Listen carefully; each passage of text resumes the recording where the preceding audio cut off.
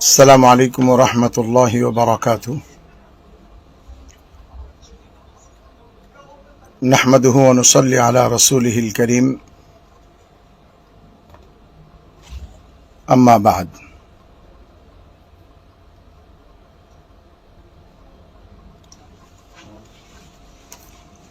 قال رسول الله صلى الله عليه وسلم: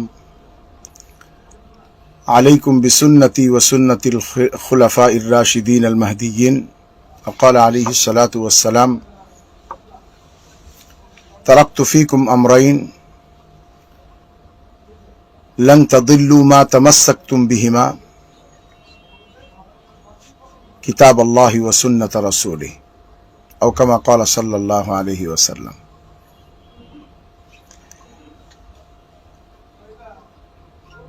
দাওয়াত ও তবলিগের শুরাই নিজামের প্রিয় সাথীবৃন্দ, আপনাদেরকে একটা মেসেজ দেওয়ার জন্য আমি জীবনে প্রথম লাইভে আসলাম। আসলে আমার কোনো ফেসবুক নাই, শুধু আপনাদেরকে একটা মেসেজ দেওয়ার জন্য আজকে একটা ফেসবুক পেজ খুলে চেষ্টা করেছিলাম, কিন্তু লাইভে আসার জন্য সেটা অনেক দীর্ঘ সময় অতিক্রম করতে হয়, এই জন্য পারিনি। তো আমি বর্তমানে অন্য একজনের মোবাইল থেকে এই লাইভটি করছি, দুটি বা তিনটি বিষয় আপনাদের সামনে উপস্থিত করার জন্য। প্রথম বিষয়টি হলো, আপনারা জেনে খুব খুশি হবেন, আলহামদুলিল্লাহ সুম্মা আলহামদুলিল্লাহ, আমরা প্রশাসন থেকে এতটুকু জানতে পেরেছি যে মাঠ বিষয়ে, ইজতেমা বিষয়ে পূর্বের সিদ্ধান্তই বহাল আছে এবং ইনশাআল্লাহ পূর্বের সিদ্ধান্তই বহাল থাকবে। আমাদের সাথীদের এ ব্যাপারে কোনো পেরেশান হওয়ার কিছু নাই।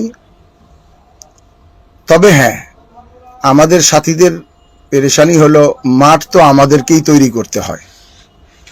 আমাদের অপর দিকের শখসি নিজামের মাওলানা সাদ সাহেবের অনুসারী যে ভাইরা আছেন, ওনারা ইজতেমাতে তো জামাইয়ের মতো আসেন এবং জামাইয়ের মতোই তারা চলে যান, তাদেরকে তো কোনো কাজ করতে হয় না।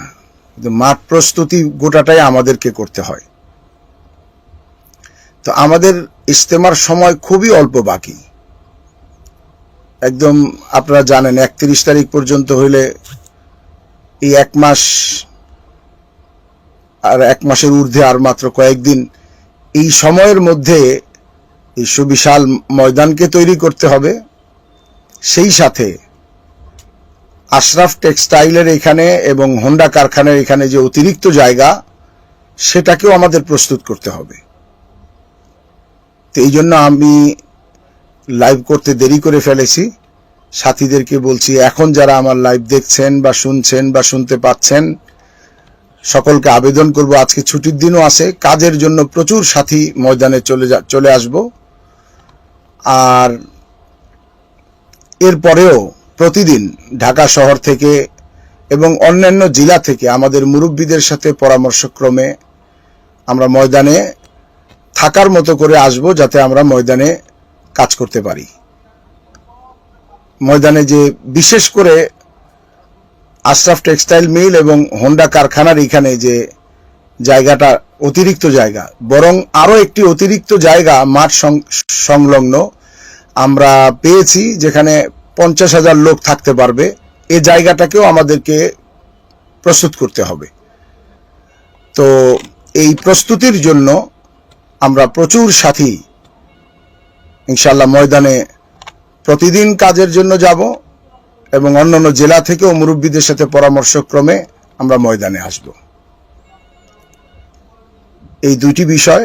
আর 3 নম্বর আরেকটি বিষয় হলো, সাতপন্থী ভাইদেরকে বলছি, অর্থাৎ যারা শখসি নিজামের অধীনে চলছেন, আমি তাদেরকে বলছি, গালমন্দ, মন্দ ভাষা, কটূক্তি, মিথ্যা কথা পরিহার করুন, সত্যের পথে আসুন। ঝগড়া করারও কিন্তু তরিকা আছে। আপনাদের সাথে আমাদের মতের পার্থক্য, ব্যক্তির সাথে তো কোনো আমাদের দ্বন্দ্ব নাই, আপনি ব্যক্তির সাথে আমার কোনো দ্বন্দ্ব নাই। সুতরাং আপনি আমাকে কেন গালমন্দ করে আপনার আখেরাত নষ্ট করবেন? দ্বন্দ্ব তো আমাদের একটা মতের সাথে, কিন্তু আপনারা ইদানিং কালে আপনাদের একজন মুরব্বী বলেন বা একজন অনুসারী বলেন, আমি নাম নিয়েই বলছি, মাওলানা বলবো কিনা, আব্দুল্লাহ মনসুর সাহেব, উনি বারবার লাইভে এসে আমার নাম উল্লেখ করে বিভিন্ন কথা বলছেন। উনি তো আমাকে চেনেন, আমার এখানে আসছেন, ওনার সন্তান আমার এখানে পড়েছেন, তো উনি আমার সাথে বসেও কথা বলতে পারেন। এইভাবে লাইভে এসে কটূক্তি করার তো কোনো প্রয়োজন নাই। উনি এর আগেও ইউটিউবে এখনো বর্তমানে বিদ্যমান আসে, উনি আমাকে, মুফতি নজরুল ইসলাম সাহেবকে, মৌলানা জুবাইর সাহেব দামাত বারাকাতুহুমকে, মৌলানা ওমর ফারুক, মৌলানা রবিউল হক সাহেবকে, মৌলানা নুরুর রহমান, মৌলানা আব্দুল মতিন সাহেবকে, মৌলানা আব্দুল বার সাহেবকে, মৌলানা ইউসুফ সাহেবকে যে ভাষায়, যে অকথ্য ভাষায় গালিগালাজ করেছেন, তাতে ওনাকে আলেম বলতে আমার দ্বিধা হয় এবং সন্দেহ হয় যে একজন আলেম হতেই পারে না যেভাবে কেউ গালিগালাজ করে। আপনারা চাইলে সেটা ইউটিউব থেকে দেখে নিতে পারেন। তো এই জন্য বলি, এই রাস্তাটা পরিহার করুন এবং সহি তরিকা অবলম্বন করুন। বিশেষ করে সরকারিভাবে একটা সিদ্ধান্ত হয়েছে যে আমাদের এই ব্যাপারে বসা হবে, তৎপর্যন্ত অপেক্ষা করেন। বিশেষ করে এর মধ্যে যে মার্চের আগে আপনাদের শুধু ইজতেমা করার কথা, কিন্তু আপনারা জনাব ওয়াসিফ ভাইয়ের চিঠি পেয়ে আপনারা বিপদগামী হওয়ার চেষ্টা করবেন না। ওয়াসিফ ভাই একটি চিঠি পাঠিয়েছেন, যে চিঠিতে কিছু সামানার কথা উল্লেখ করছেন যা তবলিগের ইতিহাসে আমরা কখনো দেখিনি। টর্চ লাইট নিয়ে আসবেন, শুকনো খাবার নিয়ে আসবেন। ভাগ্যিস উনি লাঠির মাথায় পেরেকের কথাটা হাইড করেই গেছেন, হয়তো সে কথাটাও বলতেন, হয়তো প্রকাশ পাবে বিধায় বলেন নাই। এই সমস্ত সামানা নিয়ে জোরে কেউ আসে না, জোরে বিছনা নিয়ে আসে, হাড়ি পাতিল নিয়ে আসে। তো এই চিঠি পেয়ে আপনারা বিভ্রান্ত হবেন না এবং এই চিঠি পেয়ে আপনারা ময়দানে আসার চেষ্টাও করেন না। যদি চেষ্টা করেন, আপনাদের সত্যিকার অর্থে কিছু মনে করেন না, ময়দানে আসার পারমিশন সরকারিভাবে নেই। যদি গায়ের জোর, পেশি জোর খাটায় আসতে চান, তাহলে আপনারা বিপদগামী হবেন। সে বিপদগামীটা আমরা আপনাদেরকে এদিকে ইঙ্গিত করছি না যে আমরা আপনাদেরকে কোনো প্রতিশোধ নেব বা হাত উঠাবো, এটা আমরা কখনোই করব না। এটা 2018 সনেও আমরা করি নাই, এরপরেও করি নাই, আজও করব না, ভবিষ্যতেও করব না। গতকালকে আমরা সাংবাদিক সম্মেলনেও বলেছি, মাঠ রক্ষার্থে আমরা প্রয়োজনে রক্ত দেব, কিন্তু কারো রক্ত নেব এ কথা তো বলি নাই। কারোর সাথে আমরা হাত উঠাবো না। মুসলমান কখনো জালেম হয় না।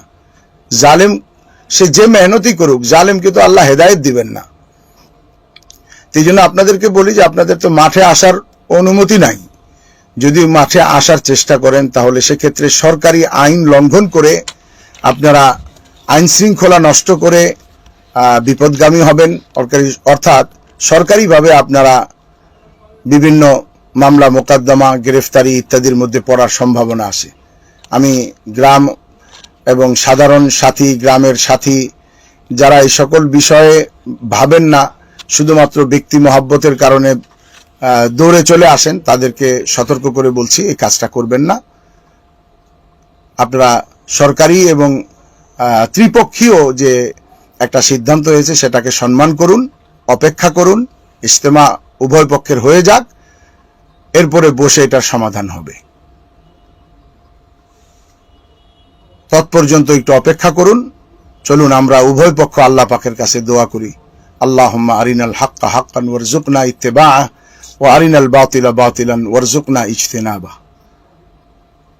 যে আল্লাহ আমাকে হক দেখান, হকের অনুসরণের তৌফিক দিন, আর বাতিলকে বাতিল হিসেবে দেখান এবং বাতিল থেকে আমাদেরকে সরিয়ে দূরে থাকার তৌফিক দিন। আপনি নিজেই চিন্তা করুন এই দোয়াটি আপনি কয়বার করেছেন। যদি দোয়া করে থাকেন আলহামদুলিল্লাহ, খুবই ভালো কথা। না করে থাকলে নিজেকে প্রশ্ন করুন যে এটা তো রসুলের সুন্নত, রসুলের আদর্শ এই দোয়া পড়া ফিতনার সময়, তাহলে আমি কেন পড়লাম না। এই দোয়া করুন, আপনারা ভালো থাকুন এবং শান্তি শৃঙ্খলা বজায় রেখে আল্লাহ তাআলা আমাদের সকলকে কোরআন সুন্নাহ মোতাবেক হক ও সত্যের উপরে মুজতামি ও একত্রিত হওয়ার তৌফিক দান করুন। এই বলে আমি আমার লাইভকে বর্তমানে শেষ করছি। আসসালামু আলাইকুম ওয়া রাহমাতুল্লাহি ওয়া বারাকাতুহু।